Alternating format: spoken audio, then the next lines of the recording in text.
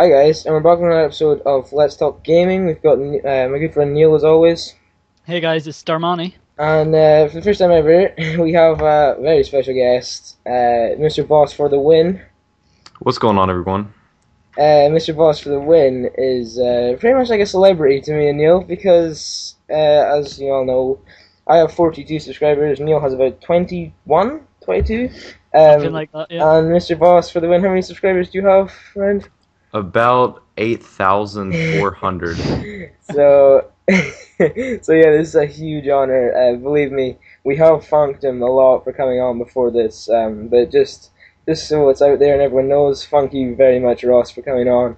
Well, thank you guys for having me. No, Pretty cool. it's fine, it's fine.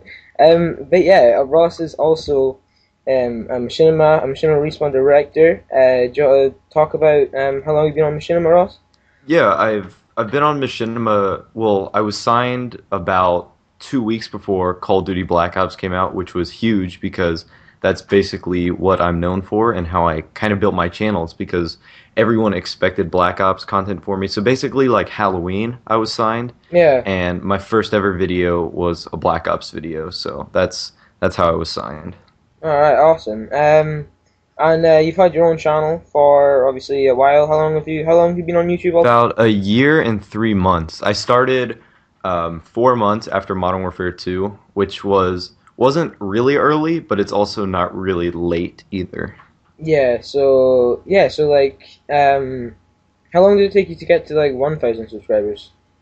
1,000 subscribers took me about 4 months, but it took me about 3 months to get 50 subscribers. All I right. got I got big help from a guy you guys all probably know, Wings of Redemption. Yeah. He Yeah. let me do a little shout out on his channel when he had 50,000 subscribers, which was huge at the time. So it was really cool to be able to work with him. Yeah, that's really Yeah, cool. Like, as I said to Neil, it's almost like the more subscribers you get, the more subscribers you get because it's like if you have like 100 subscribers and then they watch one of your videos and then like just say like 20 of them like it, it will then come up on their subscribers homepage that they liked it, and then your video just keeps getting views and views and views, and then it gives more people to like, favorite, and just spread the word. So. It's almost like the rich get richer and the poor get poorer when it comes to YouTube. Like you said, like if you take someone like all the big guys like a Ray William Johnson or like a Freddie W, when they put out a video, a lot of people are going to like those videos and favorite them. And obviously it'll get them on the homepage and they get more views than they do have subscribers. So Yeah, it's a yeah, common algorithm that people like to use. yeah, definitely, definitely. So, what inspired you to start making your videos? It was actually, I'd say, about a month before Modern Warfare 2 came out. I had no idea that people recorded their video games, and I was just watching it. I think my first video was actually a Hutch video on Countdown Call of Duty 4. He was using a sniper, and I said I really wanted to do that, but at the time I didn't have the money to buy an HD PVR, so I saved up for 3 months, and I bought one in March. And I started doing it for fun just because it was like unbelievable. I didn't even have a microphone. I was just using like the built-in mic on my PC. Yeah, So I've come a yeah, long way since that little guy watching YouTube videos now. yeah. It's crazy now. Like, machinima. You've got the Astros that I'm planning on getting because my mic quality is not very good right now. But yeah. So and I know we can't. Well, I don't really know, but I've known from personal experience of talking to JX23. If you've heard of JX23, Ross? I have. He's been in the YouTube news of late. Yeah, yeah. Well, I really liked him, and I know from me and Neil both know we're both talking to him. A personal experience that we can't really ask like, oh, how much money do you make, oh, all that money stuff, because I don't know. Have you like do Machinima? I'm guessing Machinima tell you don't go around telling people, do they? No, I can explain how it works though. Like there's obviously like a few dozen people like Wings of Redemption, White Boy 7th Street, X-Jaws. Those guys obviously make a significant amount of money, and they are able to make a lifestyle out of what they do. But keep in mind that their channel is maybe like 80 times bigger than mine. You see White Boy and X-Jaws with 500,000 subscribers, and if you guys didn't know, it's basically all about the views. When someone asks someone to favorite for you, they're trying to get their video on the homepage for more views. It's all about the views. I mean, I'm right now I mean, I'm only 17 years old, but there's no way I could make a living off what I do right now. It's really nice to have that side cash that I can just like go out and maybe like Yeah, buy this, buy that, but in no way is it a living. Like I'm not going to be buying Ferraris or Rolls Royces or whatever you have. yeah. But could you see yourself trying to make enough money? Would you do you think you're going to stick out this to try and be big? Would you say? Yeah, I'm gonna ride out this YouTube train as long as I can, mainly because I think, and not to be like big headed here, but I have found some success on YouTube. Uh, Obviously, being able to be in contact with companies like Machinima and stuff like that. So yeah, I am gonna try to be the best I can. Maybe try to be the biggest, but it's a long way ahead of me. I mean, if you're thinking about it this way, right?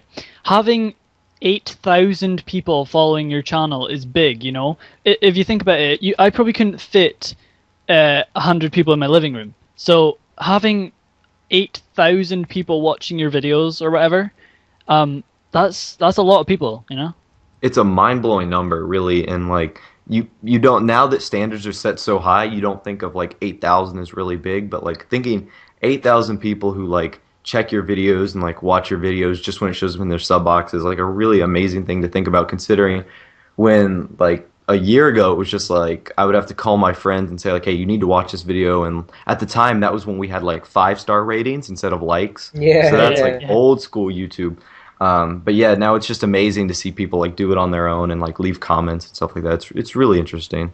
Yeah, because even now with my 42 subscribers, how we're doing this Let's Talk Gaming thing, me and Neil found this a pretty cool idea. We really enjoy doing them, and like I remember doing a video a while ago, and I was really happy. I just hit 30 subscribers, and 12 more now, and obviously like 42, and I'm planning on doing a vlog maybe for like 100 subscribers, like even just like 100 people like watching your video and being like, yeah, I like this video, I like this guy, I'm going to subscribe to him and watch more of his videos. Like even that's quite cool. I mean, YouTube's like really fun, definitely, to try and just gain more people to like your videos.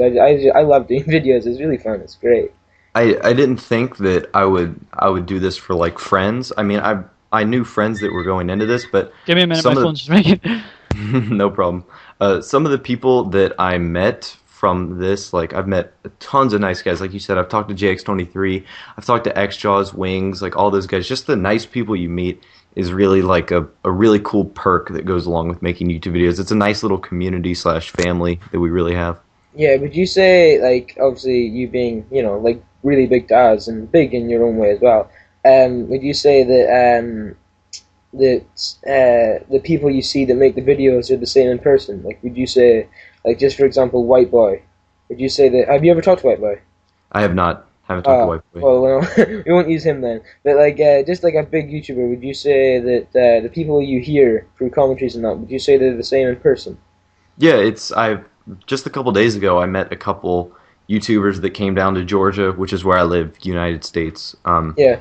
And we just went to like a mall and we hung out for a bit, and it's really cool to meet like the people, because they're almost, a lot of the times they're exactly the same how they are in their video. Their personalities carry over into the videos that they make, which is really cool. Like you're not going to see someone who's really excited about their YouTube videos be this really boring and shy person. I've Yeah. never really had that experience. Yeah. Well, yeah, because obviously, like I would expect like every like machinima director and big YouTuber out there to be really nice, because obviously they're trying to be really nice in their videos, so like they're likable. But like I don't know, there's just some YouTubers that it's like for example Sinyaners. I mean, can you really be that nice all the time? I mean, I mean he is. I like Sinyaners, but I really do like Sinyaners. But I mean, he's like a lovely guy in his videos and stuff like that. But like, have you ever talked to Sinyaners, Mr. I Boss? have. He's a really laid back guy. The guy rarely gets mad at or at anything. He's just really chill. Like nothing really bothers him. He just does things like his way. Like he's been to a couple dinners with, like, I don't know if you've heard of this guy. His name's Deadmau5, the DJ. Yes. Oh, You've heard of him. Okay, yeah. I was talking to him about that, and he said he was just having like a good time with him. He's just a really chill guy, and like you said, that carries over in his videos. He's never like screaming at someone, or he's never like yelling. He's always just like, "Here's my video. I'm gonna." Yeah, yeah, yeah. I get you. Yeah. So I suppose that's good. I would like to think that I wouldn't like to think you had two personalities, one personality for doing YouTube videos and one personality for being like a really grumpy, moany guy in real life. But so yeah, so you've talked to all these really cool people. Like how have you talked to all these guys? I mean, that must be quite cool for you, is it? It's well, if you're asking how we do it, it's mainly through like Skype interface, kind of like what we're doing right now. But whether it's just like sending a message on YouTube, like, "Hey, could you like this video?" or like sending a message to some guy. Like I talked to Pwn Star for Hire. I was like, "Hey, man, check out this video. Like, I think it's a really good quality video." And he liked it and he said like, "Hey, nice video." He wrote a comment. So it's just it's not really like we're forced to do it. It's just it's more of like a respect thing. Like, okay, I'll like your video because I know you did a really good job on this. Just basically just like we respect each other, and that's basically it. Just a big family that respects each other. It is really cool, like how all of you guys can just talk to each other like that. You know, how there's heaps of people out there to actually watch all of your videos. Like Honors, what's he on, like 800,000 subscribers now? I mean, that is insane, you know? Yeah, that's incredible. And I was saying, what's all these big YouTubers' opinions on the new bill that's coming around to ruin gaming, pretty much? A lot of the discussion, well, I don't know if you've heard the bill, but the bill is very poorly written. It doesn't have very much detail. It was written by like two or three guys who were just really mad at like videos being exposed. And I've talked to a couple guys at Machinima, and Machinima has a working relationship with a lot of developers and publishers. It's really unlikely that it's gonna be like passed. And I've never really talked to anyone that's actually scared of this happening and having him shut down their gaming videos. I don't think it's a big deal. I don't think it's going to go through, but we'll have to see in the next couple months what really happens. Yeah, I mean, I don't know if you ever play. You've definitely heard of it. It's everywhere. Minecraft, the Notch actually said that even if it does pass, you can still make videos of that. So at least we'll have something to still post if that goes right. But yeah, I highly doubt that the bill will pass anyway. But also another thing that just popped in my head that I really want to ask you, Ross, that the Billionaire Showdown thing, like Yes. you know how you have to have over 25 subscribers, hmm 25,000, sorry. Yeah. Would you have applied if you had over 25 minutes? Oh, I definitely would have applied, mainly because I mean, I don't think of myself as like a great player. I'm no like Optic Gaming or Team Envious, but I definitely can hold my own. And I feel like I watched the whole Billionaire Showdown. I felt like I could have done pretty well in that tournament. It would have been kind of nice to take home like $10,000. Obviously, that would have helped with a lot of things like college or school. But I mean, definitely if there's like another Billionaires Challenge for like smaller YouTubers, or there's like a draft for anyone, it's just like tryouts or something like that, I'd definitely be entering for sure. Yeah, like, were you like annoyed that you didn't have that amount? Did you like really want to go? Yeah, I really wanted to go. I'm going to E3 2012. If you don't know what E3 is, Yeah, it's I like did. That's so yeah, the cool. the electronic conference. I'm going to that in 2012, so hopefully by then I might be a little bigger in the community. We'll see. Maybe I'll be invited to Alki David's house, the billionaire who hosted it. But Yeah, So basically, it's all a really great thing to be big on YouTube. It's basically like making you famous, isn't it? You know, it because is, Scene and Honors can get in around, well, not in around, but he can get in talking with like Deadmau 5 and stuff. You know, that's brilliant.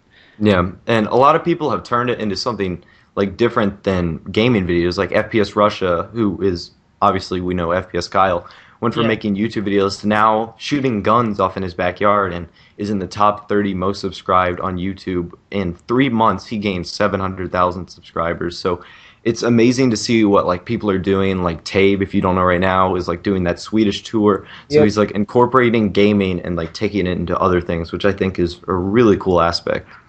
yeah.